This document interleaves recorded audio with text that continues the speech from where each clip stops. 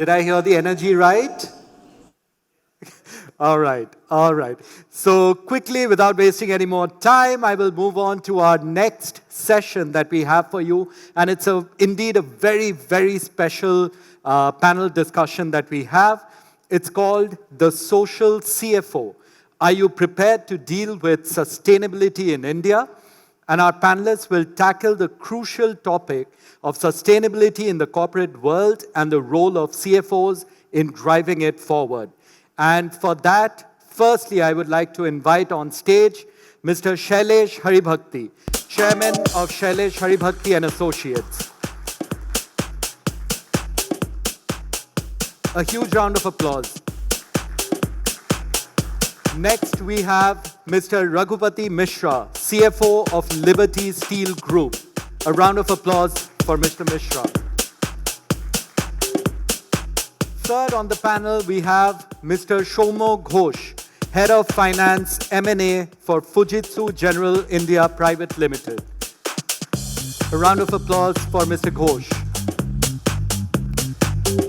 And finally on the panel, we have Mr. Dev Arora, CEO, CPG Business for Chai Point. And to moderate this panel, we have with us today Mr. Jogendra Singh, President, Finance, Hero Corporate Service Private Limited. With us today, and Mr. Singh will navigate the conversation and ensure that we get valuable insights from it. Over to you.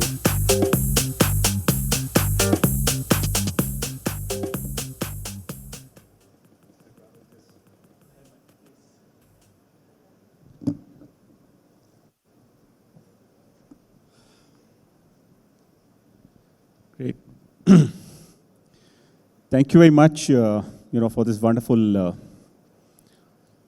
topic that we are going to talk about. And during the day, I've heard some wonderful, people and wonderful themes.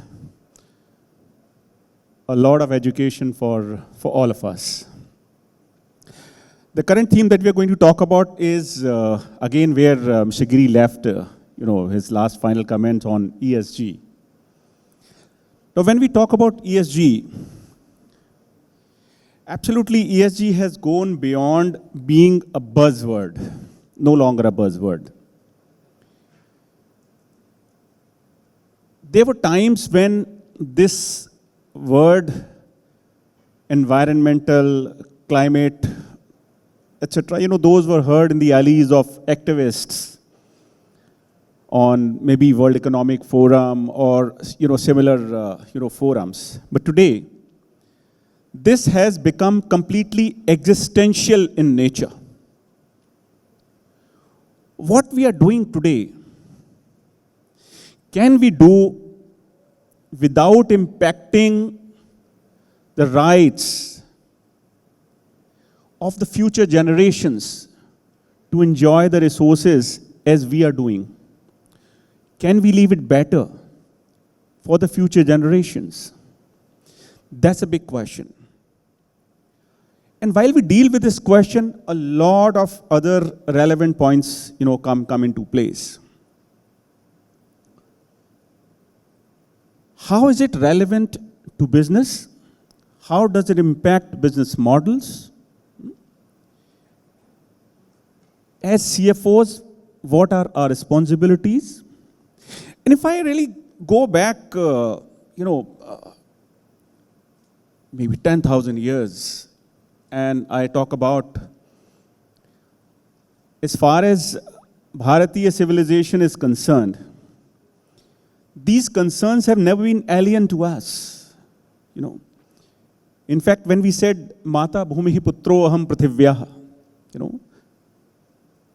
Earth is the mother, and I'm a son. Or 650 years ago, Guru Nanak Dev said, Pavan Guru, Pani Pita, Mata Dharat Mahat. What are we talking about today in climate? We're talking about earth, we are talking about air, we are talking about water. This has been with us. So that's an environmental part of the ESG. Also, if I really look at the social part of ESG, a lot of people, would be really doing it, reciting it on a daily basis. Say, Sangachadvam samvadadham samvo manansi janatam deva bhagam yatha purve sanjanana upasate. All of us go together, all of us think together, all of us create, something which is beneficial for all of us. So that's where you talk about social equity, you talk about inclusivity, you talk about gender equality, you talk about, all social concerns that we see today are coming up. Human rights, all these kind of concerns. The G20 that we had recently, we transferred the chairmanship. We said Vasudhaiva Kutumbakam, right? Ayam nijah paro veti ganana lagu chetasam udara charitanam tu Vasudhaiva Kutumbakam. One earth. As part of one earth, can we live as one people? On the governance, if you really go through the work of Chanakya, and you look at in what kind of detail does he talk about governance? It's a treatise on governance, actually. One small part that I'm just quoting here on taxation system, and I would love if that kind of taxation system is done today. It said, "Balishad bhagam udhratsya, rapasya rakshitah praja." That means you give me 16% tax, and the king will take care of you. 16% tax, 1/6, they said. So I don't know, is somebody listening? I mean, we'll have to just take it to the government and our policy makers, 16% tax, not 40% plus tax, that we all pay as far as plus. For CFOs, we are sitting at a very, very central position where we are truly taking care of whether it's risk management or compliance management, growth, strategy, all kinds of roles that we are playing, and in that it becomes very, very essential for all of us to truly see how can we take sustainability as a key growth ingredient. Mr. Giri just talked about in a very beautiful, very simple way, as he always does, the compliance role, the strategy role, and then the purpose. All three are so much important. Today we are at compliance, but unless we weave the sustainability into the strategy, as I said, this is an existential question. So there is no two-way about it, no two questions about it, that you'll have to bring this, these questions into play.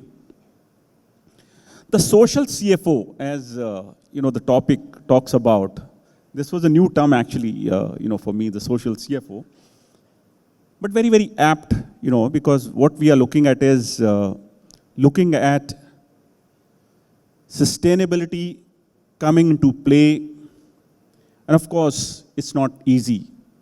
A lot of challenges, a lot of dilemmas, come into play.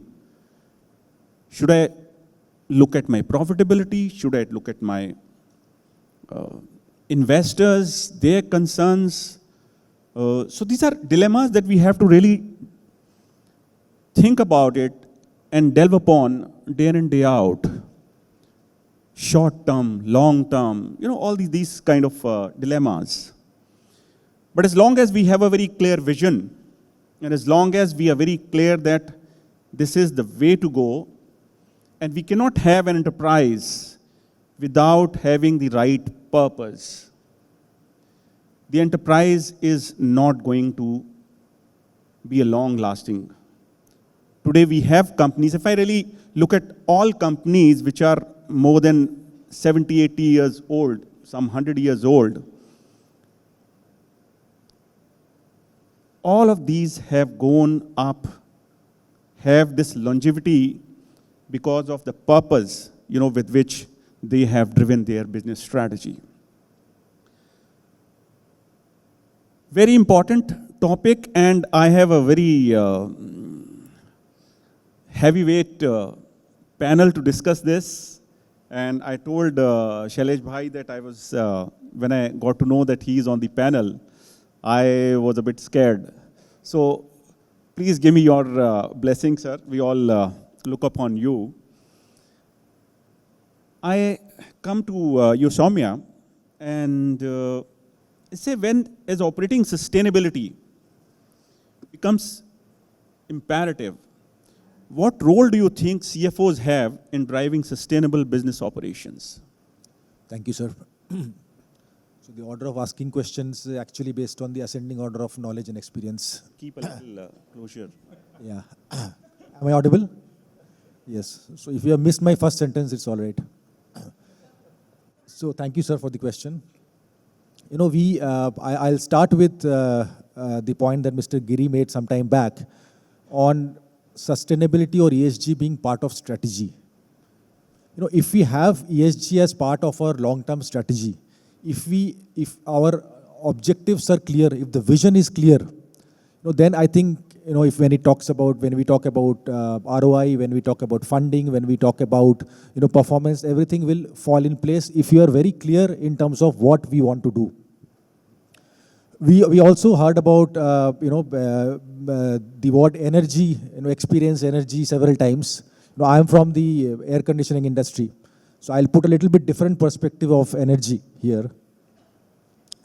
By the way, I hope, all of you must be using room air conditioners at home, right? So assuming that, if I may ask, how many of you use 5-star air conditioners? Okay. Not too many, but good that at least you use air conditioners. And how many of you, if I may ask, use 5-star inverter air conditioners? Okay, so maybe around 5% or 7%. So this is actually, just for people, some of them, at least I was not aware before coming to this industry, the difference. A normal fixed speed air conditioner works where the compressor works at a particular speed. Whereas inverter air conditioner works in a different technology where it works on a varied speed, thereby saving energy cost by 20 to 40%, which is huge. This change, this evolution in the air conditioning industry from the fixed speed to the energy efficient inverter AC is actually a very beautiful story. It started in 80s by one player, and subsequently the entire industry became so conscious, and the entire industry actually took it as part of their strategic goal to move from less energy efficient sort of product to a more energy efficient product. I mean, if I talk about my contribution of inverter sales in 5 years back, it was 20%. Today it is 50%. And trust me, in 5 years down the line, it is going to be 70 or 80%. So when we started this in India, maybe 7-8 years back, the traction took place actually a few years back. There were many issues. The cost was high, because of the power failure in India. The PCB failure was high, repair cost was high, the price difference was quite significant. But with time, I think, because all the players made a conscious investment in terms of, working together, the R&D team, the finance team, the factory, everybody, along with the consumers, the investors, and slowly resulting in this conscious shift from a less energy efficient product to a more energy efficient product. So this is something which I think is a very good example of a strategic shift where there's a push by the manufacturer and there's a pull by the consumer. And I believe similar thing is going to happen to EV also. Today, when we talk about EV, we feel that, okay, EV is, you have to spend on battery, the cost is high, but trust me, maybe few years down the line, 5 years down the line, every person probably will have the second car would be an EV, right? It will be more affordable, it will be more, there will be more scale, there will be, battery life will be more. So therefore, I think, to summarize, to your question, I think, In terms of course, CFOs, wherever, Avinash mentioned, wherever finance is involved, a CFO has to be there, right? So all those plain vanilla work would always be there. But over and above, if the CFO is involved right from the beginning, if it's involved in the overall strategy making, in the overall brainstorming, in the overall, putting that sustainability in the long-term objective, I think rest of the things will fall in place. I think very well said, Soumya. Mr. Haribhakti, I just come to you with a question which every CFO faces when we talk about sustainability. And this is, how can CFOs measure financial returns on ESG initiatives? How easy or difficult it is? Financial returns. It's a fantastic question, sir. Giri gave us one vector of thinking. He took us at his speed, which none of us can match, to the entire spectrum. Let me give you another vector that all of us can think about and should think about, which is that stop thinking of ESG as one word. Think about the vector of splitting the E, creating an E revolution, creating an S revolution, and a G revolution, and combine it with a fourth revolution, which is technology revolution. And if you start thinking about it through this lens, you will discover that if you want to be an exponential organization, you will have to simultaneously engender all these four revolutions. You will see in Friday's editorial page in ET an article which is a response to the criticism on ESG, the chief proponent of which is Damodaran in the world. So we have made a humble attempt to split it up so that the criticism can be obviated. Because what we need to focus on is to become exponential. And if you want to become exponential and get the benefit of that advantage, the scale, the cost competitiveness, the ability to have the lowest footprint of the GHG gases, and to be ethical and make sure that you are fully disclosed and that you are able to create the right impact, then you will stop thinking about ROI in a narrow sense, but you will start thinking about combining these four revolutions and getting to be an exponential organization. And as a CFO, you can be the catalyst to make sure that this happens. Absolutely. I think, this is impact versus, return. Very beautifully said. Mr. Mishra, we say in God we trust. Everybody else has to come with data, right? I heard this, another version of this in the first panel today. But, today they have to be, when you talk about transparency, all these ESG initiatives have to be tracked. Now, how can CFOs deliver this finance and non-finance ESG reporting? And how can technology help here? Thank you, sir. Good evening, everybody. It's nice to be here with the panel like this. I think I am honored and blessed. So, sir, first, let me answer it in this way, that ESG, as Shailesh sir told us, environment, social, and governance. These three has to be separated. But we are keep it just before you. Huh? Just keep this in front of you. Okay. Yeah. So, coming from steel industry and mining industry, from our company point of view, environment is the key that we need to see how we can protect the environment, and also do some social work to the people where the factories are located and all.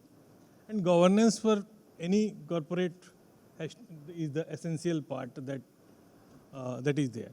So CFO need to be, as all speakers before us and here also has said, that the strategy, CFOs drive strategy, and the ESG part has to be married into the strategy part. So if you are doing that, then as far as reporting is concerned, if you could start with like your financial reporting and ESG reporting, for a starter, if the CFO can marry these two and have it presented at the same forum with the management, then I think that's a starter. Then you can see that the management can see that this is the finance, the entire data is there. This is the financial data and this is the ESG data. So if you start with this philosophy, then quite a few things will happen in terms of that. The data source is there, the same. The presentation is there. The outcome is also can be seen by the management from that. So first of it is this. Second is that the system of centralization of the system and standardization of the data, and which reporting structure, which governance mechanism and reporting structure, which is standardized, globally standardized processes you need to follow, so that that is outside stakeholders could also rely upon those data if you are following the standard formats on that. Then the third thing is that any new initiative has to be owned by all stakeholders there. So the CFO is in a unique position to get all the stakeholders own these data and drive the data, because this is not only data, this is actually you are performing, and then the result, the outcome you are there. So CFO is in a unique position to get all stakeholders marrying into this data, and then continuous monitoring of this, and then you go into, okay. Then you need to have external audits and all, so that the data points are there, the source of data is there, the control mechanism is there. So in this way, the whole way, the CFO can drive this ESG initiative and the data reporting part that you are specifically asked for. Absolutely. So, while this is there, the technology also helps a lot in this reporting. And, as we heard, the reporting has to marry the financial angle as well. It may not come, we just heard that it's going to come, very soon in the accounting standards itself, or the BRSR, requirements definitely would require that. Dev, I'll just come to you with another very important aspect of it. How can CFOs then deploy sustainable sources of capital and funding in their business? Or, alternatively, I can say, how can CFOs embed sustainability into any investment decision? Good evening, everyone. A pertinent question there, Mr. Singh. Let me start by saying that sustainability, or ESG, that we are talking today about is not only a duty or responsibility, it has become a necessity for all of us. There is a Native American saying, and I keep chanting it to myself to keep myself honest with it, which goes like, we don't inherit this earth from our grandparents. We borrow it from our grandchildren. So it's extremely important to understand that if we are not taking those decisions now, especially when we are in the position wherein we can influence the larger thing, and that applies to CFOs. CFOs are not only influencing the internal decisions, they are also influencing the external decisions. I'll give you a few quick examples how we look at things in our organization. When we started thinking on these terms, we said that when we started this organization, we said that we'll do a business, we'll develop a business which will be good for people, good for planet. That was the first thought, okay? Now, how do you start a business? You look for partners, you look for vendors. The money that you get, you invest in developing the vendor network. You invest in developing the technology. We said that all the teas, being the largest tea retailer, being the world's largest chai-led beverage platform, we said that we'll source sustainably all the tea that we get. okay? We will do it single origin. We will have it trustee certified. Now, how would it impact? There were not many vendors, there were not many estates who were ready to do this, okay? But when we said that we'll be partner in your investment, we understand it's going to impact your yield, but these are short term. In long term, obviously, when the demand grows of the products which are sustainably grown, you'll get rich dividends. And this happened. So the estate that we used to source from initially were hesitant. We had to pay some extra money to make them do it. But now they're able to charge better. They're getting better revenues in their exports. They're getting better revenue. They're getting better price in the local market.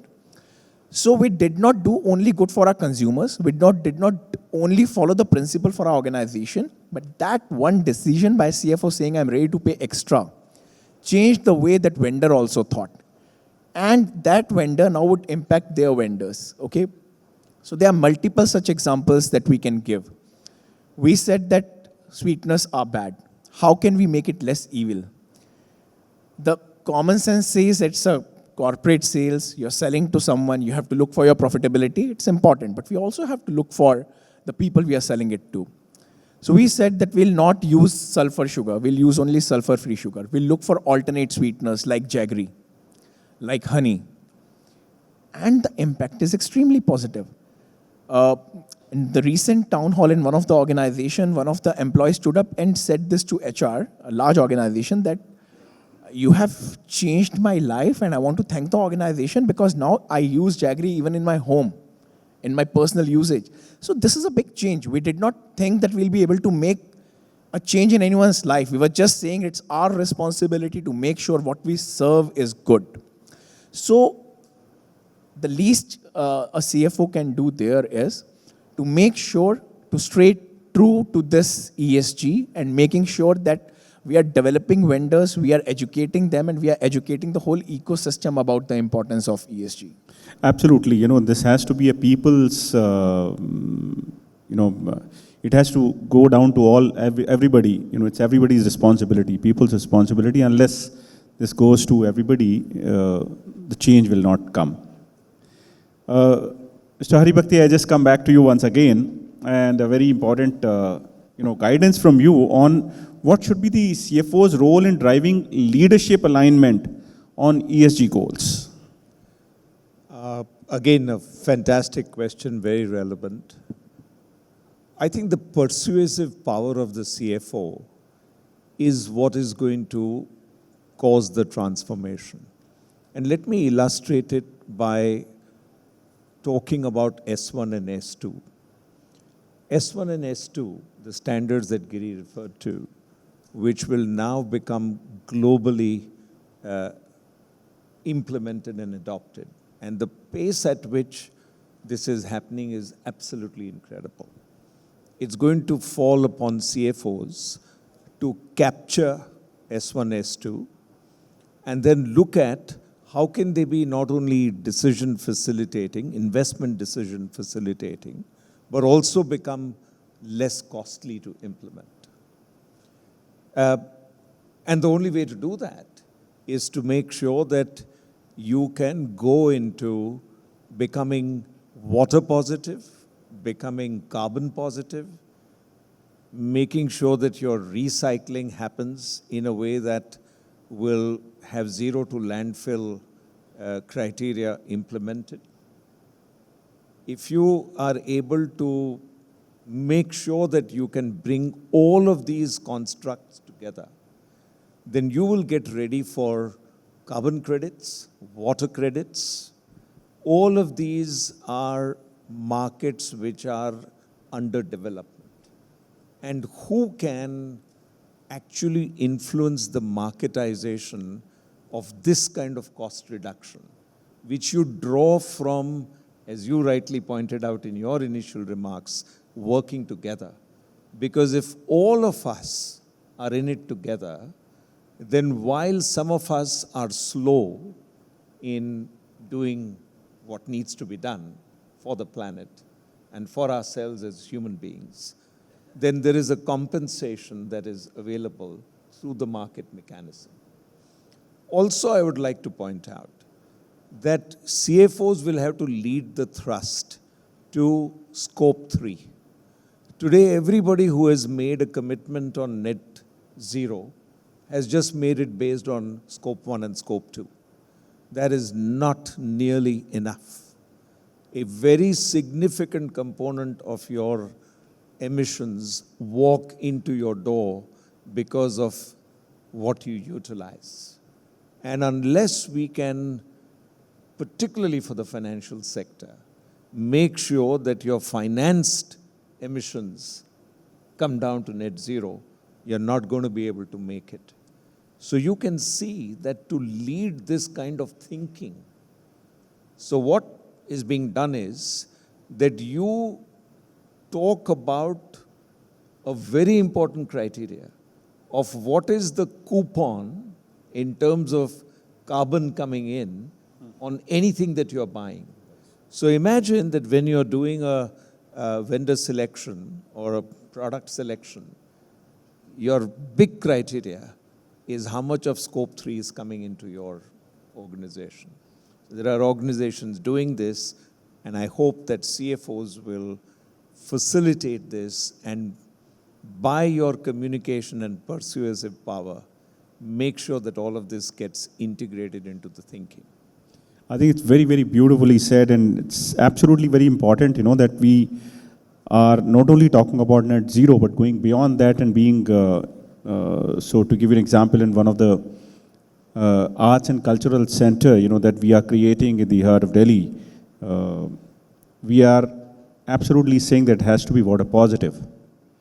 And not by taking carbon credits, but with your own efforts within that, facility itself. Whatever is, while we are excavating, 100% of what we are excavating has to be used in the construction. So some of these, today we take them as a lofty targets, but unless we take lofty targets, how are we going to achieve them? So we'll have to be a bit bold in our approach whenever we're talking about, environment, whenever we're talking about ESG, any kind of ESG goals. I think we all have to show a little bit of boldness, in this. Soumya, I'd like you to just talk about the compliance and ESG regulations, started with GRI, now BRSR is, and then it's going to get, assurance and going to go further. What is your take on that? So I think, I believe actually, as far as compliance matters, I think we are zero tolerant people, and by breed, we would want to be compliant. So we'll do everything to, make sure that we are compliant here. But it depends from industry to industry, but the government is right now taking a lot of bold steps in terms of making sure that each industry in its own way is sort of complying to the bare minimum. So therefore, as a CFO, I think we need to be on top of things in terms of all changes, all regulations that are coming up. To give an example, in the air conditioning industry, for example, we are guided by e-waste rules. To put it simply, if I sell, let's say, 100 air conditioners in a year, each of 1 kg, for example, which means I am releasing 100 kg of e-waste in the environment. So government wants me to recycle that 100 kg of e-waste that I have released in the environment over next 7 or 10 years. Which means my job is to make sure that I appoint a authorized recycler who has a, who has a proper plant, proper recycling facility, that I pay him the right price, that he is doing his job correctly, and that I am, as a company, or as an industry, I am, submitting the right compliance, to the CPCB or to the board or whichever is governed by. And same, there are so many regulations there, plastic waste management, battery waste management. So each has their own nitty-gritties. So we need to be extremely aware. For example, at certain cases, we were not sure, whether plastic waste, applies to the plastic in the components of the air conditioner. But actually it applies to only the packaging, it has to be 50 micron or whatever those criteria are, right? And disclosures have to be made. So wherever you are in doubt, I think please seek legal opinion, legal advice, and make sure that, in terms of compliance, whatever has to be done, because that is the bare minimum. So whatever has to be done, has to be done. I mean, think about it on a lighter note. If tomorrow ICI wants the auditors to comment on the ESG spend, right? So we'll go bonkers. We'll do everything, boss. Audit mein qualification nahi chahiye. Kuch bhi karenge hum, right? So then we'll get it done. We'll convince investors, we'll convince board, we'll convince everybody, right? So abhi, our gentleman is out of the room, therefore I made this point. So I think, yes, so I think compliance is in our DNA, and I don't see, any issues in terms of complying. Absolutely. Mr. Mishra, another very important part for CFO's responsibility is risk management. So how do you align this ESG-related risks and their accountability? Sir, see, risk management involves, the first step is identification and assessment of the risk. So we need to identify that what in terms of environment and social issues, what could be the risk we should identify. Like in our industry, manufacturing industry and mining industry, that mostly pollution related things are there. So and the government is coming out with stringent rules and stringent measures to ensure that the pollution is not there. So we need to engage with the stakeholders and all. Stakeholders in terms of government, regulatory authority, pollution control boards and all, and see what are the things that is coming in the next 1 year, 2 years, 5 years, 10 years down the line. So this is identification and assessment, what could be done. Then is the quantification in terms of what could happen to us if these things comes. What will be the risk in terms of, and getting that transformed into financial impact in the company to that.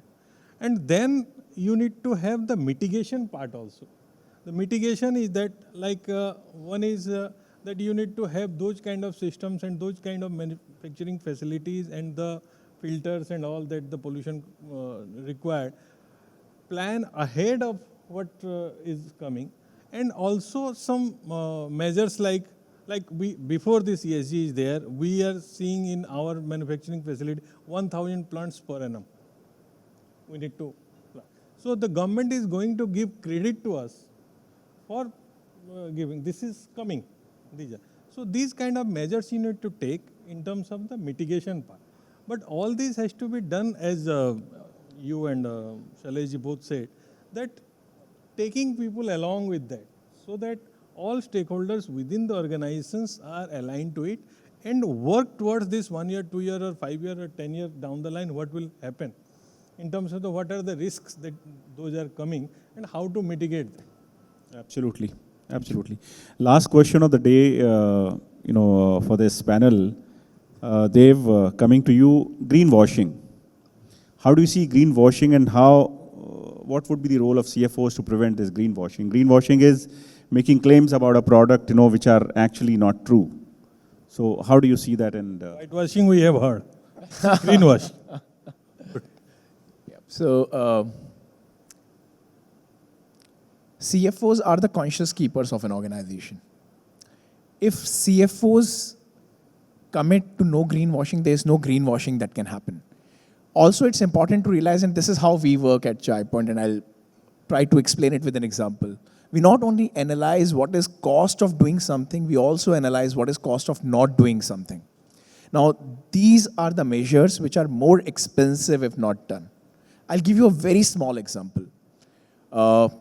We were the first organization to move to fully biodegradable packaging. We started using wooden stirrers when market had not even heard about it. People were still using plastic stirrers. And then the regulation came. But we were doing it for ages. There were organizations who had to throw because government did not allow to use it. States overnight said that, boss, tomorrow onwards you can't do it. So that was the cost of not doing it. Yes, we also had to bear the cost of doing it ahead of the time, because people were not ready to pay that extra cost, but we took that cost on ourselves, but we saved that money ultimately. Very recently, in a very small example, and CFOs work on data, let me throw a data point here. We have consumed 7 million years of fossil fuels in last 200 years of industrialization. That's the biggest reality. The other day when I was sitting with our CFO and we were discussing something and we were looking at how can we pass on some more benefit to our clients and our distributors, he threw one of the ideas saying that why don't we supply them instead of once every month, say once in 45 days or once in 60 days, okay? It is gonna reduce our cost of transportation, we can pass it on to them. Now, it is a small measure. It is a cost saving. For us, we are passing it on to our partners, but think of it, we are saving fuel. We are saving that traffic on the road. We are saving that movement. We are improving the productivity. And at the same time, we are saving cost not only for ourselves, but for our partners. So, greenwashing happens when you don't see that if we have to do this, finding out the ways to achieve it. In sales, can you say that we'll achieve the number next time? In HR, can you say that I can't hire the person? Similarly, in some of these initiatives, these have to be taken ahead like these are must do and we have to find ways to make it happen. It's extremely important. Since we have gone a bit ahead of time, I want, one-liner takeaway from this discussion from each of you, starting with Mr. Mishra. Thank you, sir. So ESG, at this point of time, a lot of discussions are going on and a lot of awareness is there. But sustainability has not been sustainable in the companies right now. It will come. So we are discussing what is inevitable. We are discussing what about future.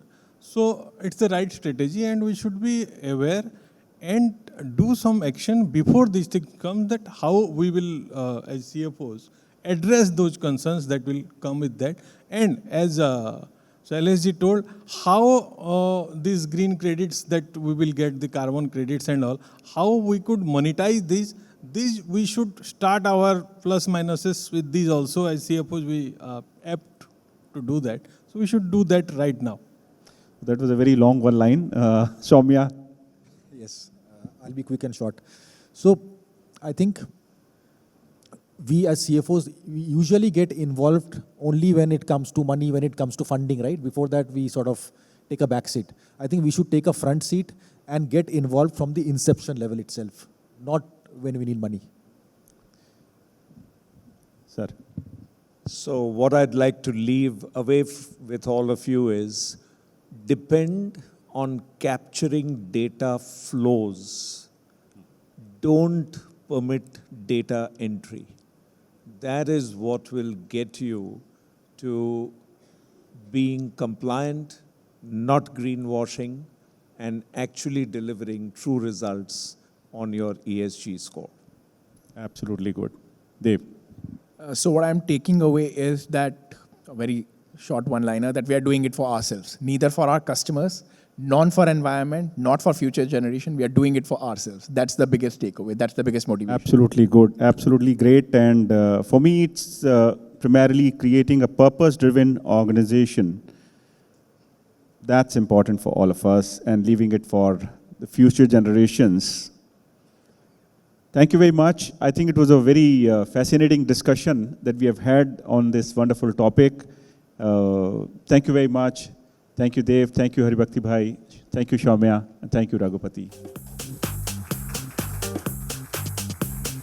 Can we request you to wait with us for a minute longer?